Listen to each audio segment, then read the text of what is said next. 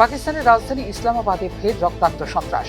শুক্রবারের নামাজ চলাকালীন একটি শিয়া মসজিদে ভয়াবহ আত্মঘাতী বোমা হামলায় কমপক্ষে ৬৯ জনের মৃত্যু হয়েছে এবং আহত হয়েছেন আরও ১৬৯ জন।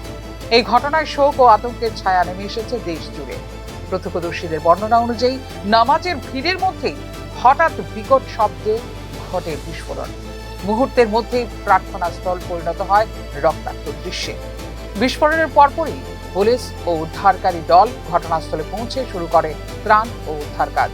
আহতদের দ্রুত হাসপাতালে পাঠানো হয় এবং ইসলামাবাদের বিভিন্ন হাসপাতালকে রাখা হয়েছে সর্বোচ্চ সতর্ক অবস্থায়। অনেক আহতের অবস্থা আশঙ্কাজনক হওয়ায় নিহতের সংখ্যা আরও বাড়তে পারে বলে আশঙ্কা স্থানীয় প্রশাসনের।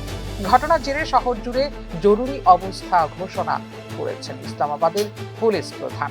নিরাপত্তা জোরদার করা হয়েছে এবং সম্ভাব্য জড়িতদের খোঁজে চলছে তল্লাশি অভিযান। তবে কোনো জঙ্গি গোষ্ঠী এই হামলার দায় স্বীকার করেনি বলে জানিয়েছে প্রশাসন।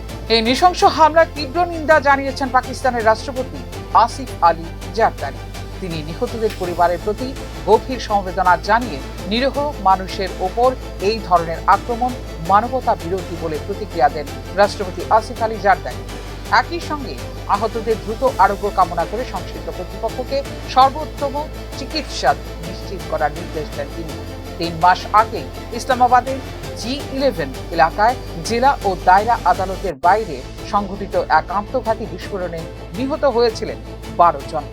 পাকিস্তানের অভ্যন্তরীণ নিরাপত্তা পরিস্থিতি নিয়ে নতুন করে উদ্বেগ বাড়িয়েছে ধারাবাহিক এই ঘটনাগুলো।